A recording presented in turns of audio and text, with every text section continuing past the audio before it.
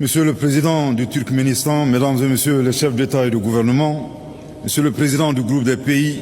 en développement sans littoral, Monsieur le Secrétaire général des Nations Unies, distingués invités, je voudrais avant tout propos vous transmettre les salutations chaleureuses et fraternelles des pères fondateurs de l'Alliance des États du Sahel, leurs Excellences le capitaine Ibrahim Traoré, président du Faso, chef de l'État, le général d'armée Assimi Goïta, président de la transition, chef de l'État de la République du Mali, président de la Confédération AES, et le général d'armée Abdourahmane Tiani, président de la République du Niger, chef de l'État.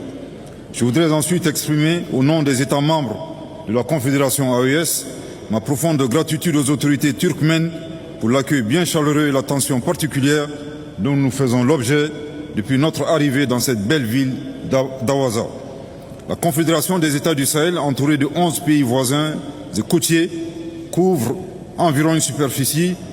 de 2 800 000 km² et compte environ 75 millions d'habitants, majoritairement jeunes.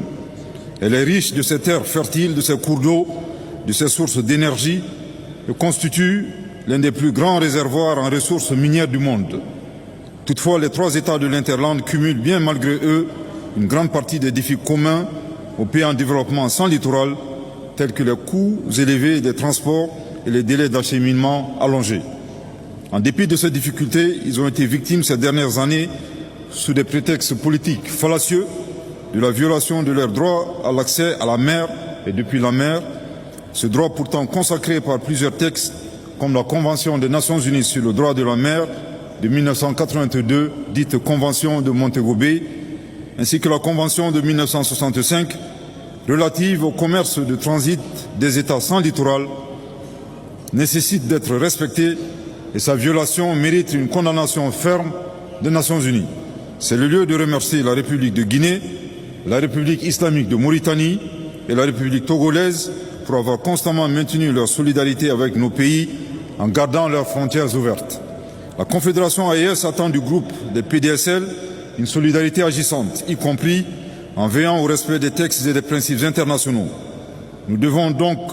nous mobiliser chaque fois que des pays et organisations ont recours à des blocus, des mesures coercitives unilatérales et autres sanctions illégales et illégitimes comme moyen d'enclavement, de pression politique et de déstabilisation contre les pays en développement sans littoral. Monsieur le Président, c'est donc avec beaucoup d'espoir que la Confédération AES prend part à la présente conférence qui nous permet d'évaluer l'état de mise en œuvre du programme d'action de Vienne en faveur des PDSL pour la décennie 2014-2024 et d'envisager